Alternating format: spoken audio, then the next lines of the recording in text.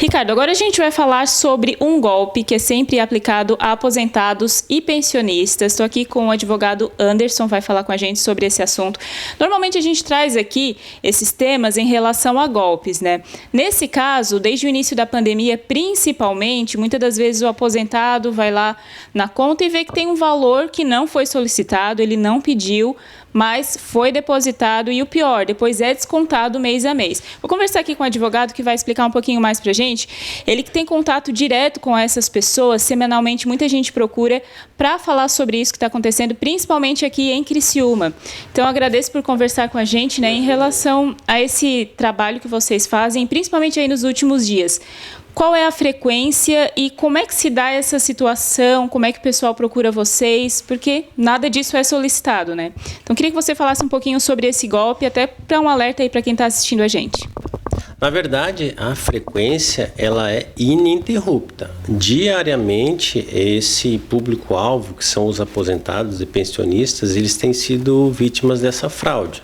Então, se nós nos dirigirmos a um bairro onde existem aposentados, todas as pessoas elas vão ser vítimas dessa fraude. Então, muitas delas identificam e procuram ou o PROCON ou um advogado, mas existem pessoas que não identificam, porque as parcelas muitas vezes elas são baixas. Então, o aposentado ele não tem tanto conhecimento técnico para ir no banco, retirar um extrato, identificar que existe um valor descontado, né?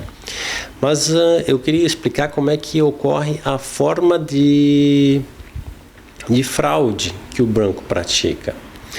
A fraude ocorre da seguinte forma: o banco ele realiza o depósito na conta do aposentado e do pensionista e encaminha um documento digital para o INSS. O INSS averba esse contrato de empréstimo consignado no benefício do aposentado e do pensionista, e a contar do mês seguinte ele já começa a realizar os descontos mensais.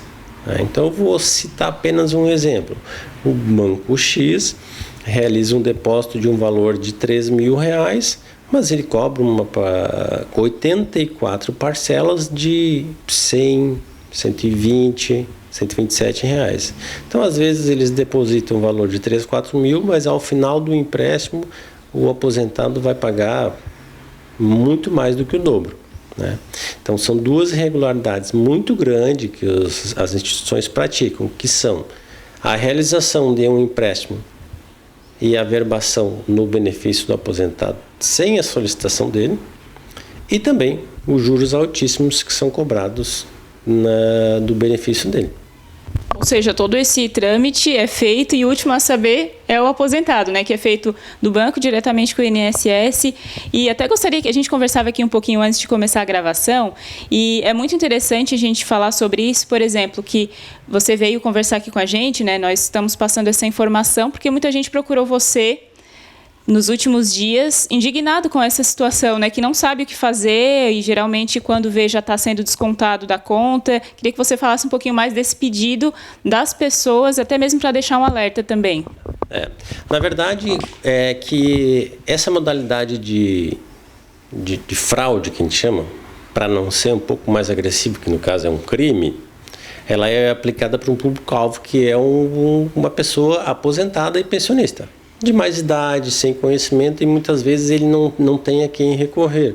Então, quando ingressou um número X de pessoas lá no nosso escritório, eles se reuniram e disseram: vamos conversar com a imprensa, vamos conversar com o Ricardo Strauss, vamos conversar com o pessoal da televisão para ver se isso se estende para que alguém nos auxilie, né? Porque o aposentado, para resolver esse problema, ele tem duas alternativas: ou ele vai no PROCON, ou ele vai procurar um advogado. O PROCON realiza todo um esforço para tentar cessar esse empréstimo, esse contrato fraudulento.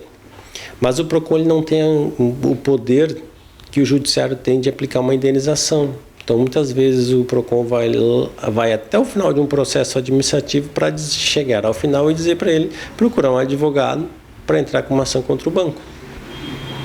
Então, essas pessoas que estão prejudicadas Por isso, elas próprias já estão procurando uma alternativa de procurar a imprensa para acabar com essa fraude, né, praticada pelas instituições. E normalmente, aposentados principalmente, às vezes são pessoas que não têm tanta afinidade ali com a tecnologia, não conseguem acompanhar. Isso acaba facilitando esse tipo de ação também, né? Exatamente. Como eles não têm uma afeição técnica para lidar com o banco, para lidar com a sua conta, os caixas eletrônicos, ou muitas vezes ter acesso pela sua conta pelo telefone celular, eles acabam que não identificam que está ocorrendo esses descontos. Eles só identificam que o valor do benefício dele está sendo bastante reduzido. Então, eles só vão conseguir identificar que existe uma fraude quando vão procurar uma pessoa um pouco mais instruída, geralmente um neto, um filho ou até um advogado para localizar esse problema, né? O que o senhor orienta para quem está assistindo a gente, que às vezes percebeu aí ultimamente que veio um desconto ali na folha de pagamento, teve um valor que apareceu na conta do nada? Qual é a orientação, a primeira orientação para quem percebeu que está sendo vítima desse golpe? A minha primeira orientação é procurar o PROCON, né? Mas como eu informei, o PROCON muitas vezes eles não têm poder que o judiciário tem para solucionar essa fraude. Então, a minha orientação é procurar um advogado da sua confiança e informar: doutor, existe um depósito realizado na minha conta de um valor que eu não conheço e que eu não solicitei. O que eu preciso fazer? Então, esse advogado vai ser a pessoa mais especializada para prestar todas as informações para ela, para dizer o que tem que ser feito. E para não cair nesse golpe, para evitar ao máximo, o que pode ser feito também? Uma das alternativas é rezar para não cair nesse golpe. Porque muitas vezes, mesmo sem o aposentado ter qualquer atitude, essa fraude é praticada.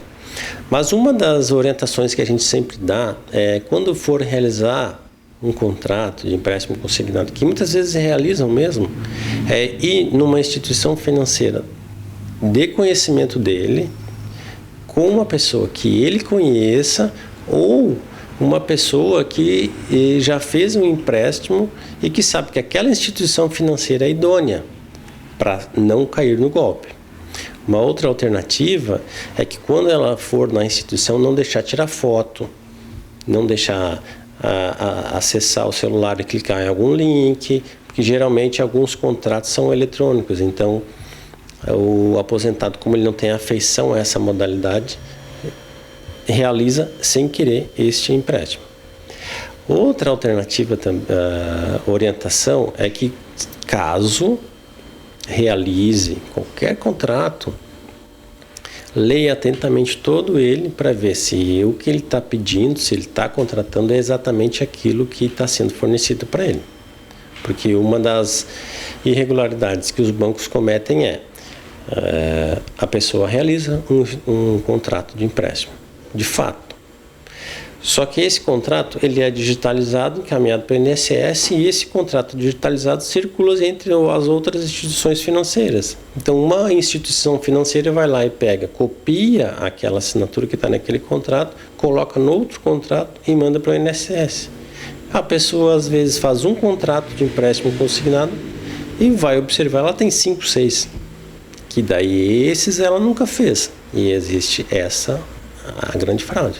No caso, aquela assinatura acaba sendo compartilhada, né? E a pessoa aí não sabe onde a assinatura dela está e acaba tendo esse transtorno.